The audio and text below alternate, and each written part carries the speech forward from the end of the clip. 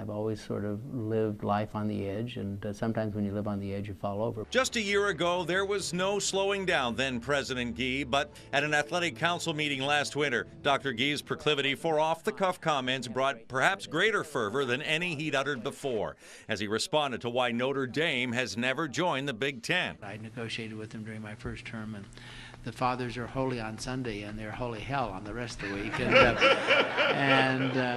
you know, you just can't trust those damn Catholics. I make no excuses. When you make dumb comments, then you live with them. Those comments came to light months later, as did a letter of reprimand from the Board of Trustees. It instructed him to apologize, to get help from speechwriters and public speakers, and warned that any more insensitive comments could lead to his termination.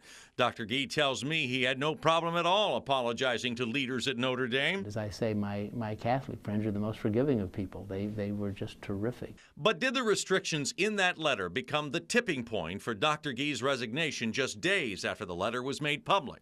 I know you said that wasn't what led you to make your decision, but did you realize that you had to be who you are? Oh, well, I think that you know, my greatest asset is my sense of humor and my ability to be able to make fun of myself.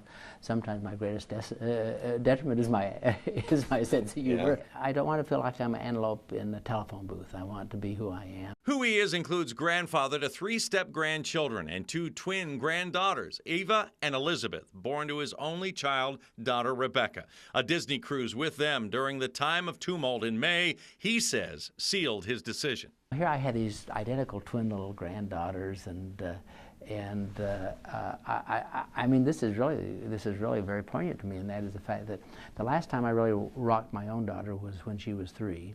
And then I became university president. On June 3rd, Dr. Gee announced his retirement, a multi-million-dollar 5-year agreement as President Emeritus and faculty law professor made the exit amicable, to say the least. But the months since, he says, have been both unnerving and liberating. His office in Page Hall now, small and austere in comparison to his longtime home at Bricker Hall, but something that hasn't changed. Hey, how are you guys doing? He's still at the top with most students he passes. Freshman from Arizona. From Arizona. Oh, we like you guys. And students are at the center of his next chapter at Ohio State. He's creating the Center for Higher Education Enterprise at Page Hall. Its mission to improve the quality of college education while finding new ways to generate revenue to keep student costs affordable.